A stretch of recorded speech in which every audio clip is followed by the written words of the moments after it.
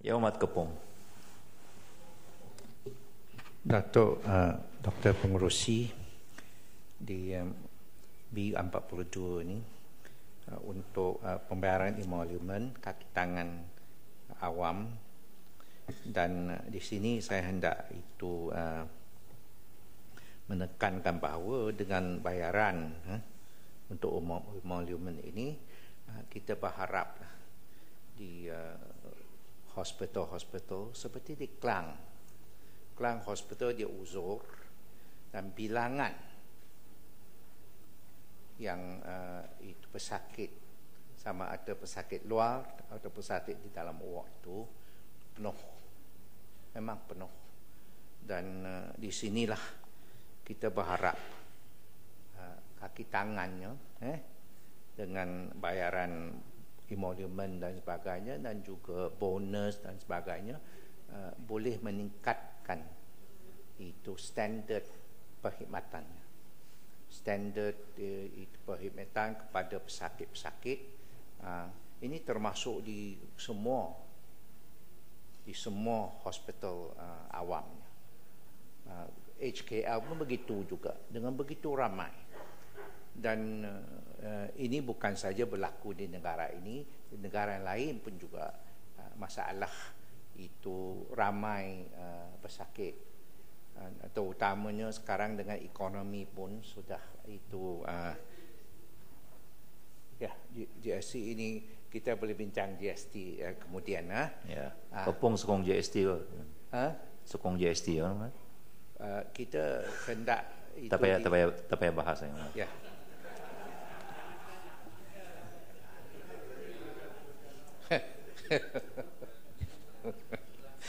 Ya, jadi Datuk Pengerusi di hospital-hospital ini kerana ekonomi pun sudah ada terjejas sedikit dengan keadaan di dalam dan luar negara, termasuk GST, itu perniagaan pun kurang, memang kurang.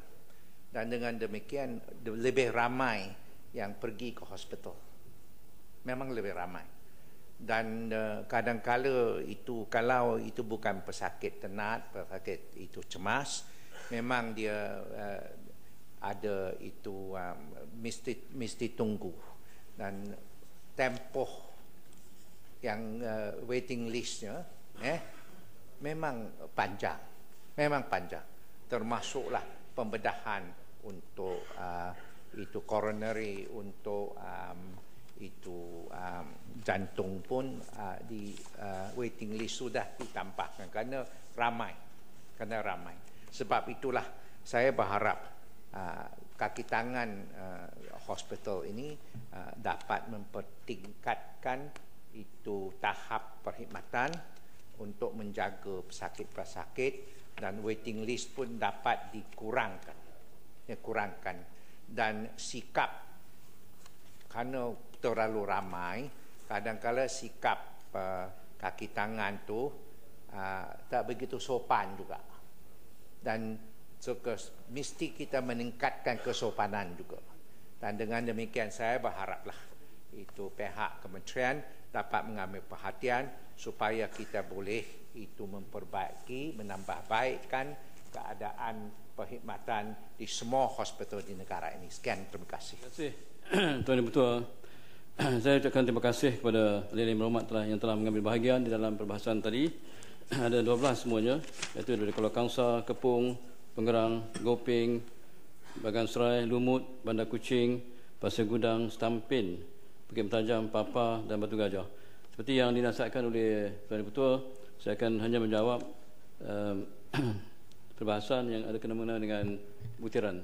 Tuan Ketua, Kuala Kangsar tentang latihan, memanglah kita di bawah kementerian sendiri kita ada 3 pusat latihan untuk paramedik.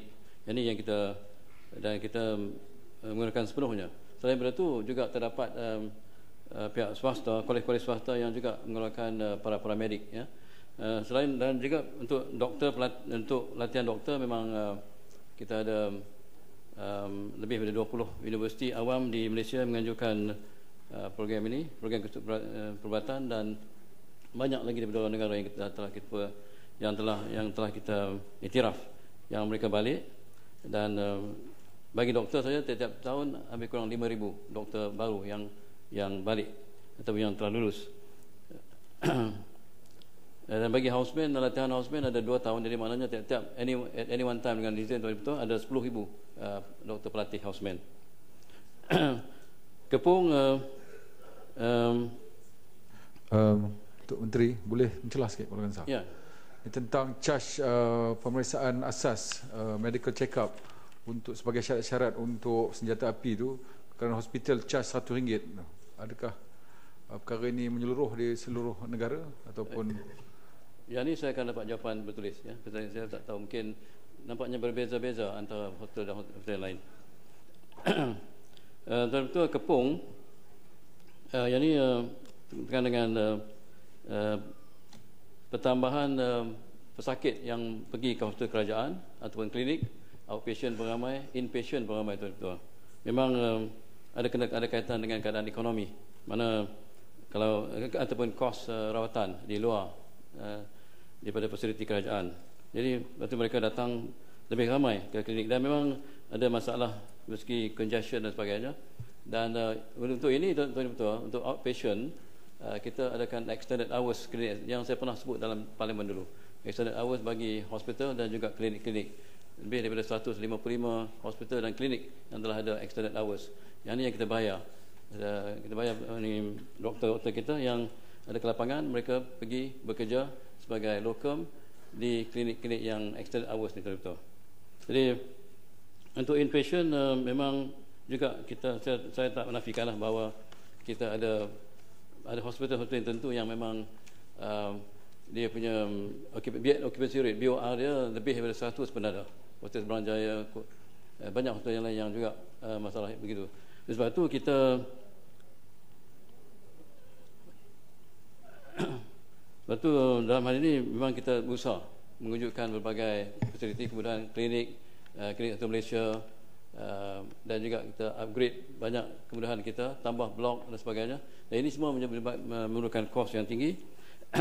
Tapi untuk pengetahuan umum, kita cuba nak mencapai taraf antarabangsa, iaitu kadar 2.5 bed dengan izin 2.5 bed per 1,000 population. Sekarang kita ada 1.5 bed per 1,000 population. Jadi kita perlu lebih kurang 16,000 katil lagi untuk seluruh Malaysia. Ini keperluan kita lah.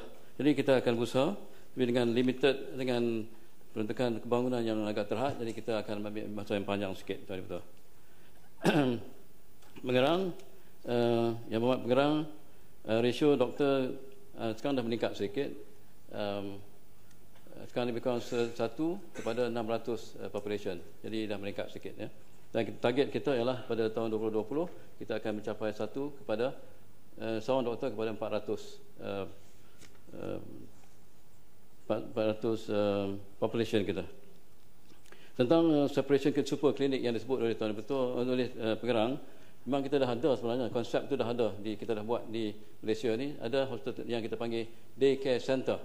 Ada hospital yang ada baru ni, saya pergi ke Muar, dia ada dia minta day care center. Di tempat lain hospital yang besar-besar ni dah ada day care center, di mana kita buat prosedur, buat treatment, jadi pesakit tak perlu dimasukkan ke ward. Mereka diberi rawatan di pusat-pusat day care center ini.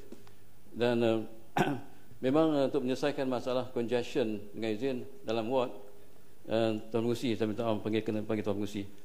Yang berhormat Timbalan Menteri, boleh saya mencelah? Sekejap. Yang pasal daycare center ni. Yes. Saya nak tanya setakat ni ada berapa yang buat Timbalan Menteri? Oh, that one maklumat saya nak kena dapat maklumat yang tepat lah. Timbalan datang ke Dewan kata daycare center ada. Sebab ada. rakyat nanti tertunggu-tunggu tapi tak banyak. Jadi saya nak tahu 1 ke 10 ke 100 ke. Terima kasih. Nanti saya bagi cara akan bagi cara bertulis lah. Dan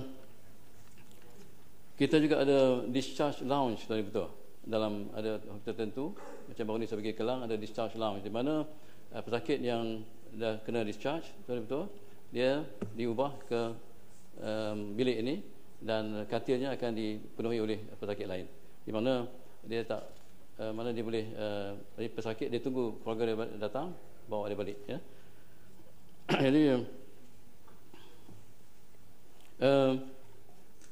Sebenarnya betul-betul kita sedang berusaha, pihak kementerian sedang berusaha untuk memastikan rakyat kita makin lama makin sihat. Kita tak mahu mereka jatuh sakit dan masuk ke hospital. Jadi kita adakan program NBOS seperti yang disebut oleh pengarang tadi, NBOS, di mana kita bekerjasama dengan berbagai kementerian. Kita contohnya yang ketara, kita buat tentang prevention. Kita adakan COSPEN. COSPEN iaitu komuniti sihat kasa negara. COSPEN ini kita memperkasakan rakyat kita tiap-tiap kampung. Kita sedang berjalan. Jadi kita start tahun lepas, tahun lepas, tahun ini dah berjalan terus. Kita latih volunteer atau sukarelawan di kampung-kampung dan juga di bandar-bandar. Sekarang dah ada lebih daripada 14,000 sukarelawan, dan mereka, kerja mereka, tugas mereka ialah memeriksa basic, buat screening, buat screening. Jadi cek dia punya BMI, body mass index, cek dia punya kolesterol, dia punya glucose, cek blood pressure dan sebagainya. Kalau dia dapati ada masalah, mereka akan terus rujuk kepada klinik yang dekat ataupun hospital yang dekat. Dengan cara itu kita cuba nak mengurangkan, buat prevention betul-betul. Prevention is better than cure. Kita tak mahu sampai ke peringkat menjadi dapat penyakit stroke, kencing manis dan sebagainya. Itu kita sedang berusaha, dan setakat ini dah lebih hampir 50,000 dah kita periksa di kampung-kampung dan juga di bandar-bandar. Kemudian tuan betul tentang yang disebut juga oleh pengarang tentang, memanglah kita berusaha untuk meningkatkan, menambahkan lagi KK, klinik kesihatan kita. Klinik untuk Malaysia tambah dah lebih daripada 250 unit. Juga kita ada mobile klinik. Mana-mana kawasan yang tak ada klinik, kita gunakan mobile klinik. Dan juga kita ada boat klinik betul, yang mana tak boleh sampai dengan jalan, kita pergi dengan boat. Dan juga kita ada helikopter servis di Sabah dan Sarawak. Goping betul. Goping tentang jumlah pakar. Jumlah pakar sekarang ni kita ada 4,000 lebih, 4,063 pakar. Tapi butiran yang terperinci saya tak dapat bagi sekarang, kita akan bagi kemudian. Dan tentang houseman, tunggu sampai setahun. Tentang pakar. Ya. Kebetulan soalan saya tu, peratusan pengisian kekosongan jawatan pakar tersebut sama ada 80% isi ke ataupun 100% isi. Ini pertama. Yang kedua, berkenaan dengan KPI yang dijanjikan oleh Yang Berhormat Menteri sebelum ini, di mana temu janji berapa sekian lama, temu janji untuk jumpa pakar sekian lama. KPI tersebut sampai hari ini saya tak nampak ada mana-mana pengumuman secara awam berkenaan dengan KPI tersebut. Bagaimana kita tahu, okey, bila saya nak jumpa pakar neurologi misalnya, appointment, saya pergi ke kaunter appointment, bagi saya 3 bulan. Sama ada appointment itu munasabah ke tidak munasabah? Adakah appointment itu sejajar dengan KPI yang ditentukan oleh kementerian? Ini soalan saya berkenaan dengan pakar. Tadi betul. Mengenai pakar dia betul. Nak latih seorang pakar, contoh ini buat masters in dulu kita buat di luar negara, tapi sekarang kita buat di dalam negara, masters 4 tahun. Kemudian nak jadi pakar lagi, nak jadi neurologi lagi 3 tahun hingga 4 tahun lagi, jadi 8 tahun. Dia makan masa. Dan kadang-kadang kadang memang kerap berlaku di mana bila kita latih elok, dah jadi pakar, lepas tu sekejap dia letak jawatan dan pergi ke pihak swasta. Ada satu kes, saya boleh sebut lah, satu kes, tak mahu sebut nama, pakar urologi balik ke Malaysia, lepas 6 bulan dia kerja di kerajaan, jumpa saya, dia kata, Datuk, dia offer di luar sana lebih baik daripada Kementerian Kesihatan, jadi saya buat keputusan untuk nak berhenti. Jadi kes-kes macam ni berlaku. Jadi kita train banyak mana pun, akhirnya dia pergi ke pihak swasta. Jadi bagaimanapun kita akan terus melatih pakar-pakar ni, dan hari ini kita dah ada lebih daripada 1,000 slot atau 1,000 scholarship untuk setahun untuk pakar-pakar kita yang nak buat latihan pakar. Jadi kita akan teruskan usaha ni, dan kita tak boleh duduk begitu saja. Kita akan teruskan urusan ini.